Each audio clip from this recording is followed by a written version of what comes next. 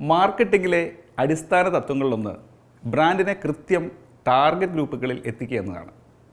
മുടി കൊഴിഞ്ഞു പോകുന്നവരെ ലക്ഷ്യം വെക്കുന്ന ഹെയർ ഓയിൽ, മുടി നീളം വെക്കാൻ സഹായിക്കുന്ന ഷാമ്പു, തടിയന്മാർക്ക് മെലിയാനും മെലിഞ്ഞവർക്ക് തടിക്കാനുമൊക്കെയായി ഗുളികയും രസായനവും ലേഹ്യവും.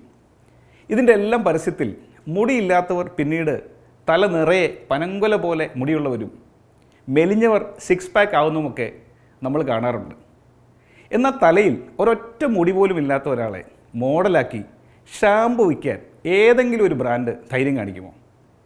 മോഡൽ ഇൻ്റർനാഷണൽ സെലിബ്രിറ്റിയും ബ്രാൻഡ് ഓണറുമാണെങ്കിൽ അങ്ങനെ ഒരു ധൈര്യം കാണിക്കാമെന്നാണ് പാപ്പറ്റൂയി എന്ന സ്കിൻ കെയർ ബ്രാൻഡ് പറയുന്നത്. റോക്ക് എന്ന പേരിൽ അറിയപ്പെടുന്ന ഡ്വെയ്ൻ ജോൺസണാണ് കഥാനായകൻ. 2024 താൻ പുറത്തിറക്കിയ പാപ്പറ്റൂയി സ്കിൻ കെയർ റേഞ്ചിൽ നിന്ന് ഷാമ്പു പുറത്തിറക്കിയപ്പോഴാണ് ജോൺസൺ അതിലും മോഡലായി എത്തിയത്. ഇത് തേച്ചിട്ടാണ് മുടി വളർന്നത് എന്ന് പറയാൻ പറ്റാത്തതുകൊണ്ട് എനിക്ക് മുടി ഉണ്ടായിരുന്നെങ്കിൽ ആ മുടി ഈ ഷാമ്പു വളരെയധികം ഇഷ്ടപ്പെട്ടേനെ എന്ന് പറഞ്ഞാണ് അദ്ദേഹം ആ പരസ്യത്തിൽ വരുന്നത്. സംഗതി ശരിയല്ലേ? ആർക്കും ഈ ഒരു അവകാശവാദം തെറ്റാണെന്ന് പറയാനും പറ്റില്ല.